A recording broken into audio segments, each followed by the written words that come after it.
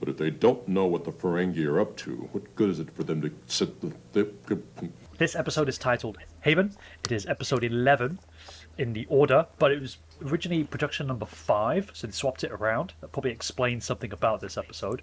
And the teleplay was by Tracy Tormey, not the one who plays Aunt May, but hey. Story by Tracy Tormey and Lan O. Kun. Directed by Richard Compton. In-universe date 41294.5 until 41294.6. So they give you an end date as well in this. And in this episode, tensions mount as Councillor Troi's arranged marriage nears and her mother takes a liking to Captain Picard. Meanwhile, a plague ship threatens the planet where they are meeting. Dun, dun, dun. The all-new adventures of Star Trek, The Next Generation. This episode, right off the bat, there's already a difference, a qualitative difference between the episodes that are in the middle of season 1 and then the gash at the beginning of season 1. Okay. Yeah. What were your first thoughts? To be honest, I thought this episode was decent. It wasn't too bad. I thought it was. There was a lot of comedic moments in this episode and a lot of goofy moments in this episode, but especially between Picard and is it Lwaxana? Is it Lwaxana? Yeah, or Lwaxana, something like that. Lwaxana. Yeah. But I did feel like, obviously, these episodes normally consist of an A plot and a B plot, and I felt like in this episode, compared to the other ones previously, that this one synced up a lot better than previous episodes. I felt like they gelled a bit more and flowed a bit better than previous episodes. So besides all the goofiness and comedic stuff going on between Lwaxana and Picard, it kind of worked well. I felt like Riker was being a bit childish in some areas. He comes across as like very odd in this episode again. They're still sort of trying to work out what Riker is, I think.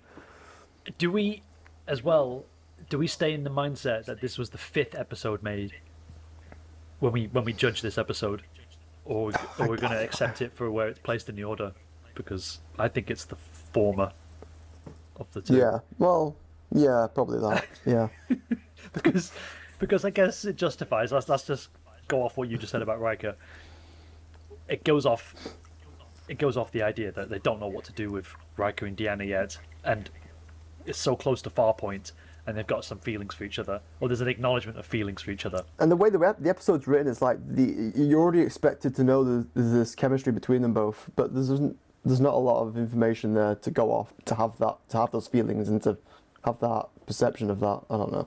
Yeah, it never happened. My first thoughts were that the comedy comes from unlikely places, and you picked up on it, so that's good. Otherwise, you make a great point about there being an A story and a B story, and it gels together. I didn't pick up on that at all. It was, but then that says something about how successful it is at integrating the A and the B story. So that's a rare win, I think, in these early episodes. Yeah, Other than that, what I think they intended things to go is in terms of like what was funny, wasn't funny, and what wasn't funny is actually more funny, or not as funny. I'll explain anyway. But I didn't like this episode. Yeah. I haven't seen it in ages. I forgot how primitive it is, and it's very TOS-y. Very TOS. You've always got the da da da da da da da da. Every cut scene has that same music, whereas later episodes they'll allow you to rest with just the engine sounds. So, yeah, what do you want to jump into first? The comedy? I'd say the comedy in Lwaxana. I felt like she, for some reason, it comes across as like she's more of a developed character than some of the crew that are on the ship already, and that's just from the first scene that when you see her. I don't know if that's because of the actress or the way she's written or what, but she just seems more of a developed all-around character in the very few scenes at the beginning. Yes, there is a confidence there with her acting, and she feels established already. Yeah. Even though it's her first appearance. Yeah. But it's probably because of her. She was Gene Roddenberry's wife. So she's probably feels very natural on the set, and just got the part that she was most ideally suited for, because supposedly in real life she's very similar to Lwaxana Troi in that she never shuts up. Yeah. You know, I feel like she's like an actress, isn't she? She must be a well-known actress, because I do recognize her, and I'm like, she must be like a veteran actress or something that I don't know. But she's that well-known outside of Star Trek, but you do know that she also played. It was a pretty big role actually, but she played the voice of a computer in a TV show called Star Trek. That's the joke. Yeah. Is that it? Oh, right. I was waiting for some sort of the rest of what you were going to say. I'm like, yeah, what? Yeah, that was it. She's just famous for her voice acting, isn't she? Okay. But no, seriously, she did play number 1 in the pilot episode of TOS. The one with Christopher Pike in. Oh, did she? Yeah, she was the first officer. And that's why in Strange New Worlds, there's Una, number 1, and she's taking over, or she's doppelganger for this Majel Barrett. Okay. It comes around full circle. Wow, okay. That's interesting. That's an interesting fact, see? You really didn't know that? That interesting facts. Wow. No. Oh. I didn't know. Do you watch Star Trek? No. I'm watching it now because you... I just want to quickly sort of go into the sort of Picard and her just having scenes together and him just being very subservient to her. Like, I like the little bow he does as he's exiting the door when she dismisses him. That was funny. And he's carrying her luggage down the hallway or the corridor or whatever. That was funny. Yeah, it turns out that Patrick Stewart is funnier than Data in this episode, and I think with Data's antics, they forced it, because when you get to Data's punchline, I'm thinking, is that it? Is he actually that socially inept that he's going to just stand over a crowd and say, "No, can you please keep bickering?" or whatever it was. But yeah, his bow was like, because he's done stage and theatre, so for him, his timing is going to be impeccable. Yeah. You know, supposedly that he was one of the few actors on the set in season 1 and 2 who was comfortable wearing a jumpsuit, because when you're on stage a lot, you have to wear tight clothing, especially if you're doing William Shakespeare or Shakespeare's works, and you're in those tights and stuff. So for him, it was a natural thing. So he never felt intimidated wearing them. But some of the men, the American men who are in these skin tight costumes, it's sort of like it did something to their masculinity. I'm paraphrasing. Yeah, I suppose it's very constricting, isn't it? Yeah. You're very sort of on show. So Right. That's why Riker has to stand over the chair to sit on it to make up for it. Oh, that's the other thing. Just quick, you mentioned Riker. Right. I think the opening scene is him he's just watching his soft porn at the beginning.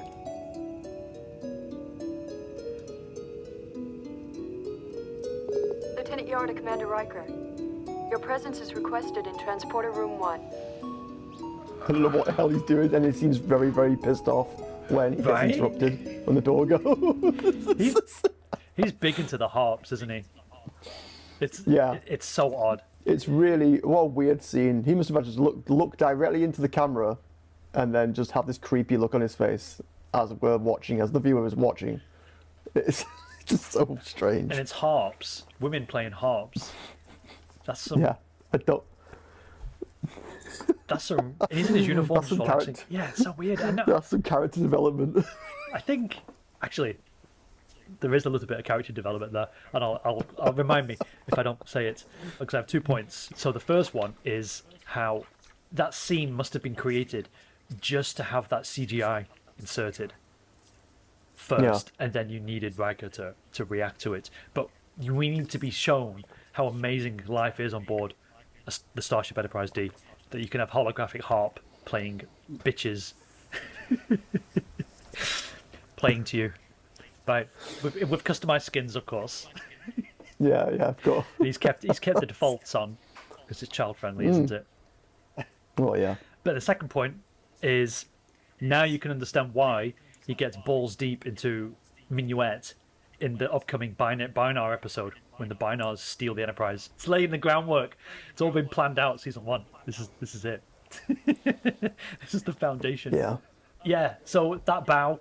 That reminded me of some kind of like comedic montage from an American movie, maybe something like Home Alone when you get that and you get the cut scene of everybody working together to get on holiday, and at the end, Macaulay Culkin's character is on the plane, or he's in the car, in the second one, because they anticipate that they could lose it, and he's like grabbing the ticket. I'm here, and it ends that little montage.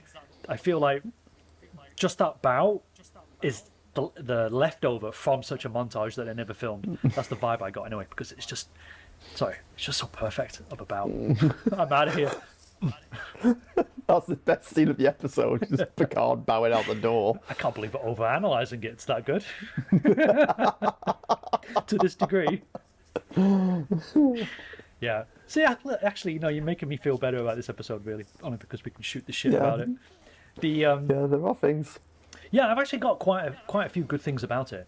One, again with Picard, he says to Lwaxana, "Hold on a second, while you're yabbiting on, Siri can't figure out who's talking," which is what Siri can't do at the moment. So I like that, because now we're kind of saying, is the technology of today already superseding the supposed technology of what's on the Enterprise D, or is Lwaxana Troi such a force of nature with her vocals that they know they cannot separate her from Picard or from anyone else's voice? But yeah, it was a little touch that they bothered to add in to make that world seem a little bit more believable. And now that we have the same technology, we're doing the same thing. Especially when I'm doing my teaching and the kid is talking, I'm like, hold on a second, hey Siri, and then da-da-da-da-da. I think I activated everybody's phone around the planet now to ever listen to it. Probably. Mine just activated. And the other part I liked was Dr. Crusher looks great with her hair tied back. Gotta say, in that dinner scene, everyone's hair, the women's hair. Everyone's hair was all done up and stuff. Rox Troi was like, it was weird, wasn't it? Her hair was all like, some sort of 80s sort of fro thing going on. I don't know what was going on there with that. But Tasha, it's all right. Tasha had it up as well. It's interesting, all the women, Deanna Troi had it half down, Tasha had it all the way up, and Beverly had it back. 3 different styles. Yeah. Because the women cannot be on the same, but the men don't have to do anything. It's no effort. And gendered enforcement policies are still in effect, even in the 24th century. But my last 2 things about the good bits is, one, in the conference room, Beverly banged out a story about COVID, about the virus being created, and then they released it on the planet. And then you supposedly, mean the biological stuff going on? And then supposedly someone created a virus outside. Someone accidentally fornicated with an animal in a wet market outside a weapons. Probably it's just a coincidence that you get what I'm saying. It's like, strange times. Yes, this episode is sort of elevated by, say, the recent technology, actual events that have happened that are no longer allegorical, but actual. It's mirroring real life. Yeah.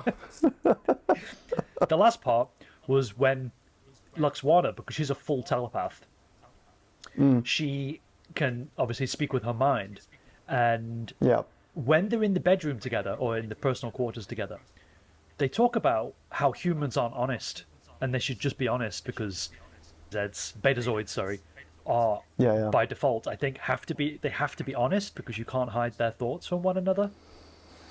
Yeah.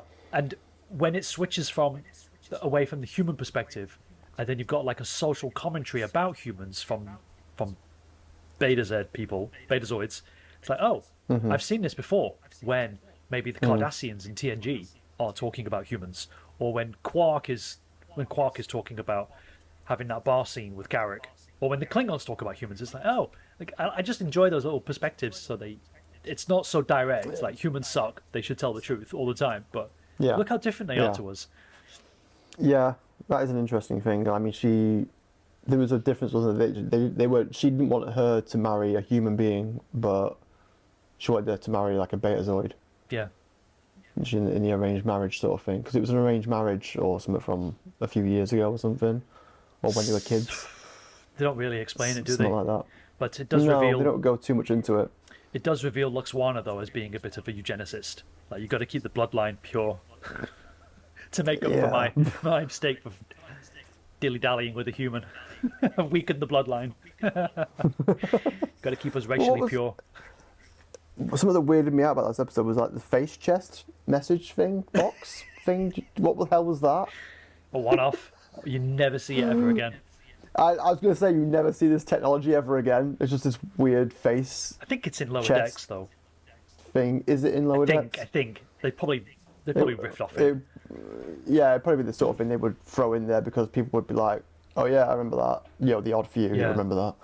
It's a bit odd, though, that Tasha was like, oh my god, there's jewels in here. I didn't really think of her as like a materialistic woman. Yeah. She's getting all wet immediately over these jewels. Living in the Federation where you don't need money. What is she going to do with them? I don't... She's going to go barter with some, what are they called? Well, she could steal them and then Flog. trade them for her colony independence and make it a better place, I guess, if she could. But they Yeah, belong to Deanna now, maybe. so where has she stashed those jewels? You never... No, she just kept them. You never see them married ever again. presents. And does she get to keep them? Because Wyatt did one. Oh yeah, we haven't talked about Wyatt No, yet. yeah. Yeah. Well, does We that haven't mean mentioned him. Does that mean he's a good part? I mean, what should we do? Are we still in the good section? Or I think we're still in the good section Okay, because okay. I found that Wyatt wasn't. It'd be too easy to make him into a bastard or someone the audience hates. So he was actually a decent guy. So you didn't have that easy out where you're thinking you're rooting for them to like just be separated from him or not be in favour of this marriage or whatever. well, he was like quite a likable guy. he's just a boy. He's actually 4 years younger than Deanna Troi's Marina Sirtis actor. Yeah. I looked it up for my research Oh, okay. for this episode. But she's actually dating someone who's chronologically younger and arranged to. Okay. Which I thought, oh, okay. Did they know that? Did they know they were doing this? Would people care? There's only a 4-year age difference. But yeah, he's not a bad guy. He's not really. I mean, he draws women and he's a doctor. Yeah. It sort of makes Riker's anger towards him just even more adolescent when you're Yes. watching it. Because the thing is, Riker's realised that Deanna has met what modern day dating people on TikTok and whatever say. She's found a unicorn. Yeah. He's handsome, he's young, he's gifted in not only the arts, but also in academics as well, in the field of medicine. So he's done it Yeah. all. That's a unicorn. But I don't understand why Deanna doesn't justify why she's interested, because she does turn to kiss him and says, yes, I will marry you. So you think, oh, so she's definitely leaving. It's not really that much of an internal dilemma for her. In other episodes it is, and they're Yeah. going to go back to normal, whatever. And here, it's like, yeah, she's into it. She's going to go for it. Fuck Riker. But Yeah, not yeah. fuck him. She's like, yeah, I'll do this. I'll get married. Yeah, Screw it. he's going to change my life. handsome enough and he's got talents and stuff like that. Let's go. The only bad part is that at the beginning, it's a big deal. Oh no, Yeah. it's happened. It's finally happened. Oh, I'd never told you about this Yeah, thing yeah. that could finally happen. Oh, it's happening. Yeah, okay, But I'll do it. it's- It's just, But it's strange anyway because like Riker doesn't want to get with her anyway because his reasoning for not getting with her is because he wants to be a starship captain one day. So it's just a bit bizarre. right. He wants to be the Starship captain, but he wants to keep Deanna Troi on retainer. He's put her in the friend zone, and yet he's still upset. Yeah. Yeah, he comes off as such a child. Yeah, it's really weird. His behaviour in this episode is even more strange compared to the other episodes. It just the character development for him is just it's going in a weird direction up until well, obviously later episodes he's more developed and is better and he's a more rounded character. But this is just like childish adolescent Riker. Also, it's like he's written like a teenager because obviously in the start he's watching porn, and then he's angry about. He's angry about Troi getting with this guy. It's very strange. He could have done this, but when he's watching those Harp women, he could have reskinned it. Do you know what I'm going to say? I don't know. No. I'm gone. He could have reskinned it so that it was Deanna playing the harp. I mean, Barclay does that, I think, doesn't he? In like a later episode, he reskins some Greek goddess, and it's Deanna Troi. Remember, she's like, the gateway person. So he could have done, but he didn't. But take this episode, knowing that we've already reviewed the Q episode, and his turn is also just sudden, and he does the chest thing. He's not written well. And not at the moment. He's terrible at the minute. And there is an episode, I don't know which one it is, but Riker asks Troi for advice, and I think it's Best of Both Worlds Part 1. But Deanna Troi says, you're more seasoned now, because Shelby is coming up through the ranks. Yeah. So he feels threatened by that woman as well. Yeah. Has to be because she's a woman, of course. But she says, oh, you're more seasoned. And by that point, Riker is a lot more of the Riker that we've come to know and love over the one that we get in this first season. Dude, I really thought we didn't have a lot to talk about, but it seems like... I know, we do. We're sort of... There's many things in this episode. So, yeah, the Terellians? Terellians, yeah. Terellians, yeah, they show up in the ship, and they're meant to be extinct, aren't they? But there's just a ship that survived all the time or whatever. Remind me, they find the ship, and then they leave it alone for a bit, but they're like, wow, it's a Terellian plague ship, right? Yeah, this is where it veers off a little bit, because like the crew, again with other episodes before this, they always seem focused on themselves rather than everything that's going on around them. So things just get left alone, even though there's an event happening outside the ship that's like more important. Right. But they're just more focused on their internal shit. Right, they're like, they got the plague ship come in. By the way, don't forget the wedding. This wedding. No. It's not even like an ambassadorial wedding or a presidential wedding. It's just Deanna Troi, the ship's counselor. Yeah. And Wyatt, even though he's very accomplished, he's not exactly an important person. No. Right? They don't say his family's rich and they're from the leaders of another planet. He's just a random Federation overachieving citizen. Yeah. So why does that take precedence or interest over the plague ship? Oh, it's on impulse. It's on impulse power. So we've got... Remember Superman 3, where Superman has got the kryptonite all fucked up in his head? And they're like, oh, there's an emergency. And he's like, yeah, I'll do it in a minute. I always get there in time. But he sits down having a chat. It's like, oh, I'll just... Yeah, it's like the crew of the Enterprise, that's them all the time. Just not asked. And at one point they're all arguing I think they're having drinks or whatever, celebrating this marriage or whatever, and then they're all arguing, and then Picard makes this speech out of nowhere, and then just declares that all arguments are null and void, which makes no fucking sense at all. I don't remember so everyone that. just like... I watched it yesterday. Yeah, he makes this speech. Right. He makes this speech and says like, oh, it's Starfleet tradition or blah, blah, blah, and then it goes, so all disagreements now are null and void or whatever, and people just go, oh, okay then. I have no memory of this scene. You have to watch the scene again. It's just bizarre, and then because if that happened in real life, no one would. They'd just have a go at him. Is it while Shut up. Mr. Om was gonging? I think so. Maybe I was distracted like Riker was by. What the fuck are you doing?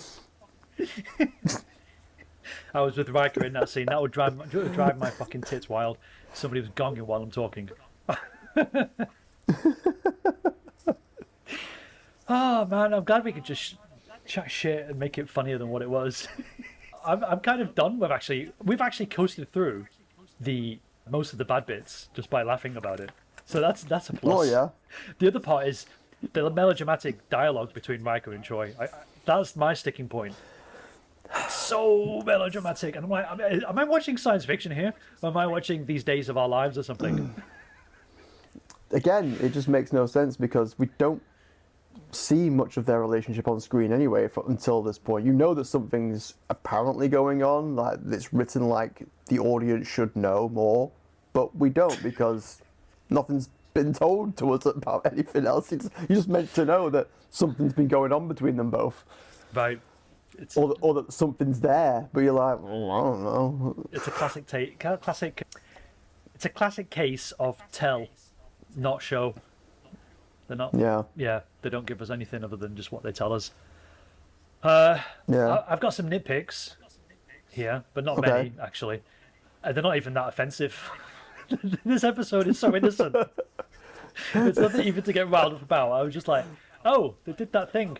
One of them, you know, we're in Joss Whedon when he wrote Buffy and Angel, and sometimes for the dramatic reveal, you have someone standing on the inside of a door that you don't hear them open. Yeah. It's like, oh my god, how are you there? But we were just chatting at a 90-degree angle from you. Whatever. The doors didn't open for Wyatt when he went into the holodeck. But they opened. not? You can hear the sound for when Riker leaves. Yeah, he just turns up. Somehow he just came into the holodeck. That's all. And one of my first thoughts was, why don't they just tractor beam the ship away? And then they do. But my response was to do it sooner. And I thought I was extra smart. Oh yeah. That was when they were just leaving the ship alone, full of these infected people, and then the people on Haven were like, "Sort this out, let's do something." Right. And then Picard and the Enterprise crew are just like, we've got our own stuff to We got a worry wedding to about. attend to, bitch. What the fuck? Excuse me. What's the needs of the wedding outweigh the needs of the many? Again, as well, security is so lax on this ship as well because Wyatt just steals medical supplies and then just beams over to that ship anyway. That's So a nitpick I have. I was just thinking he stole that hypo spray, right?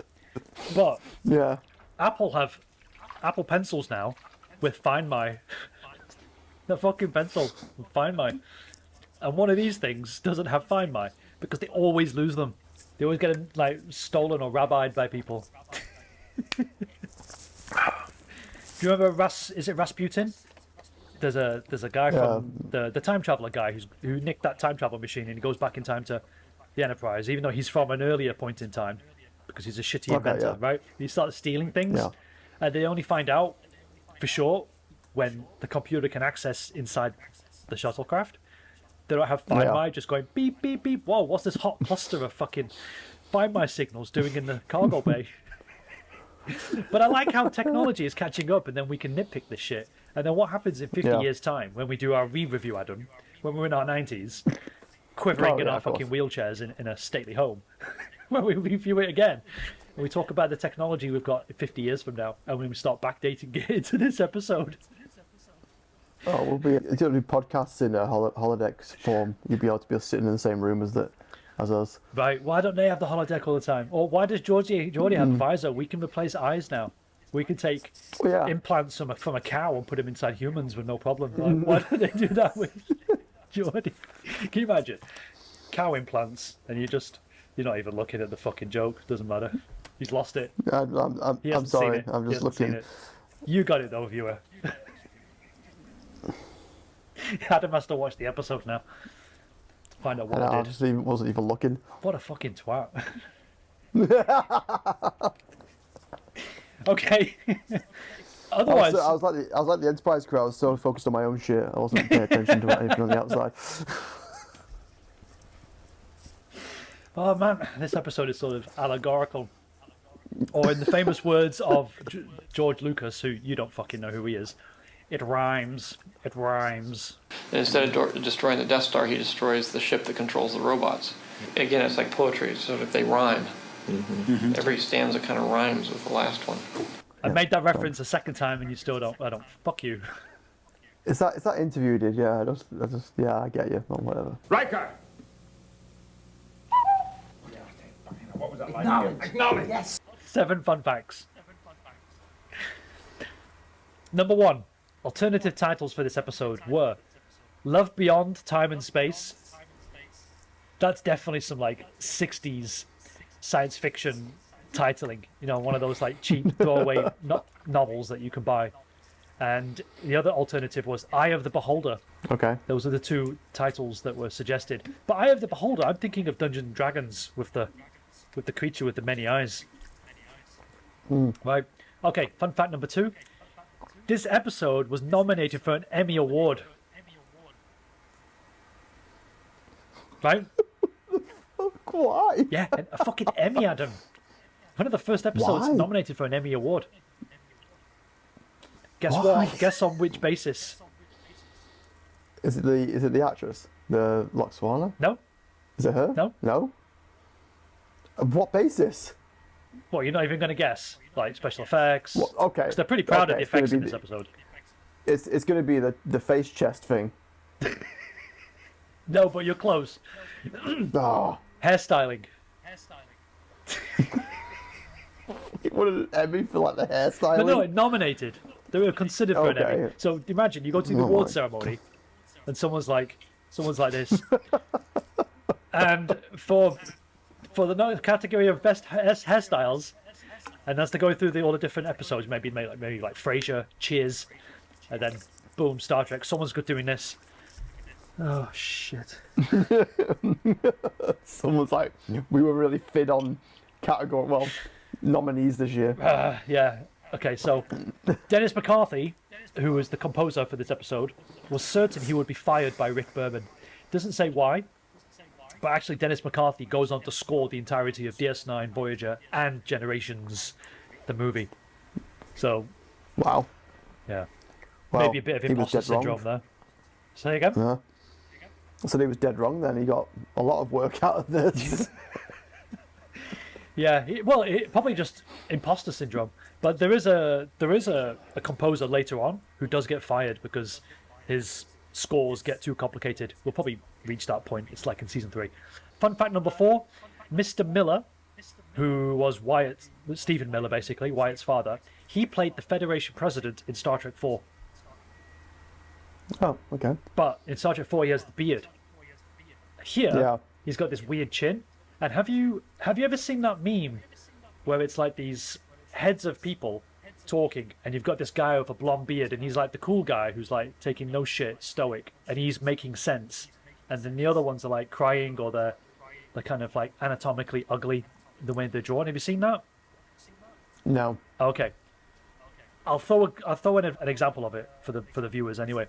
But there's one where this guy with the beard, in the meme, they shave him, and he's got one of those like little.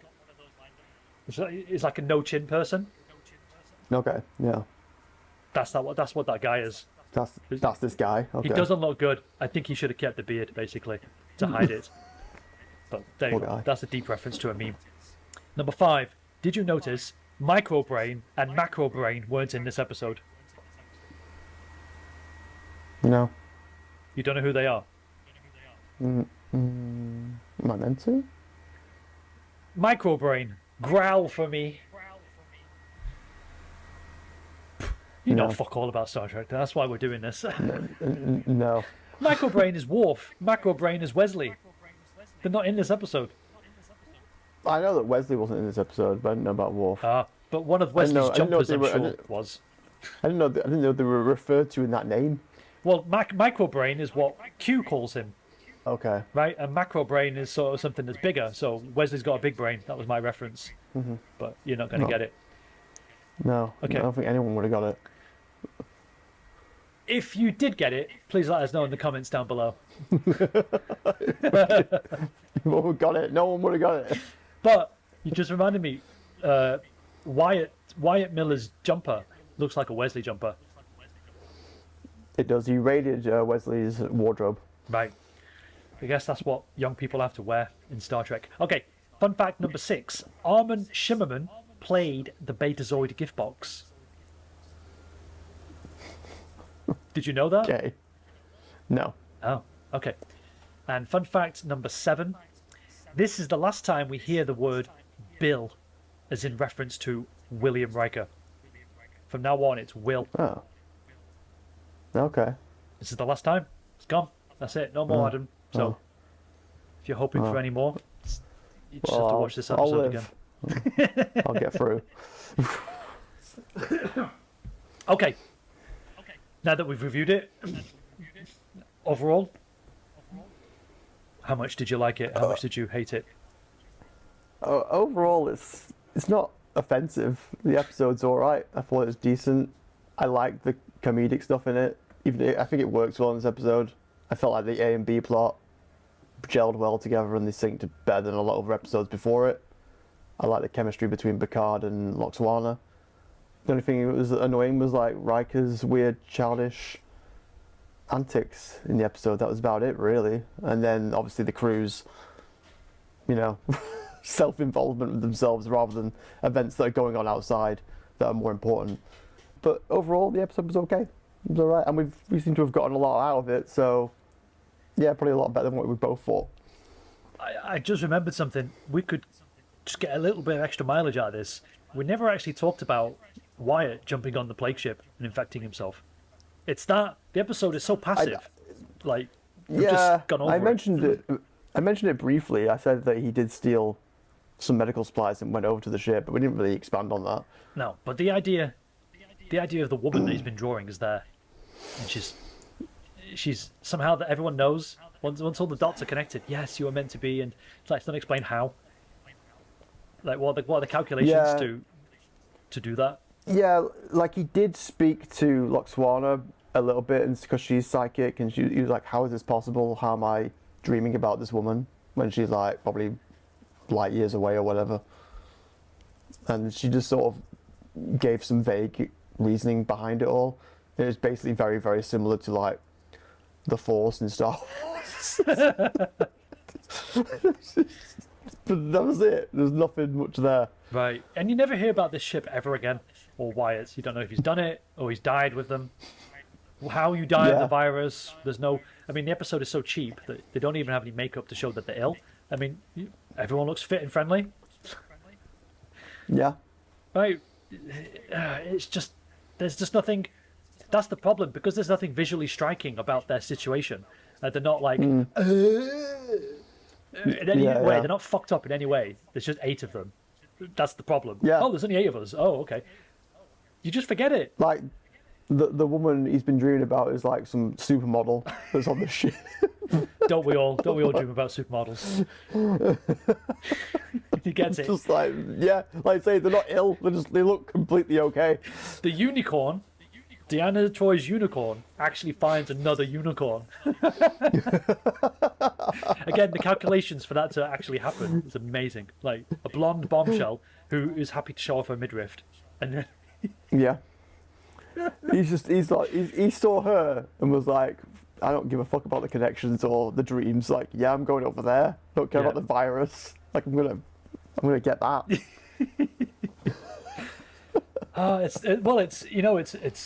It's a metaphor for Hollywood's ability to prefer blondes in movies over people with black hair or brunettes and gingers and stuff.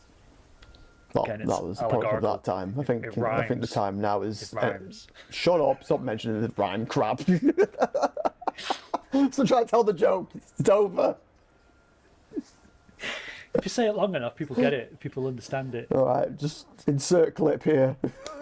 I'm going to actually. Thank you. Then from now on. Again, it's like poetry, so if they rhyme. Okay, I'm having fun with the episode with you. I watched it, and I'm not going to watch it again. I mean, it doesn't have any replay value, but it is so inoffensive. The most offensive part is Riker's fucking crying. Yeah, he's the only thing that sort of sticks out to me, where it annoys me a little bit. I'm like, oh, just you grow up and not be this anymore. I mean, Wesley doesn't even solve the problem. If he was in it, would that guy have jumped on board? Like, it's almost perfect in how it can be so inoffensive, just as much as our commentary is so inoffensive about this episode. It'd be guilty to give it a low score. Be a crime to give it a low score. Yeah, it gets a middle of the road. I can't wait for the halfway mark. Where we can review all these episodes with scores. Okay, that's our discussion of Haven, not episode 4, but episode something else in the chain of events. And I'm going to change it and I'm going to release it sooner than the one we've still got parked. So it's kind of more in order. Okay, because the other one where the guy gets younger and younger, that comes after. So we did it a little bit out of order. Yeah. I'm going to try and correct it. Okay, Adam, thanks for your time. Adam's contact details, if you want to dox him, are in the show notes. Okay? Right, and we'll leave you be. Bye-bye.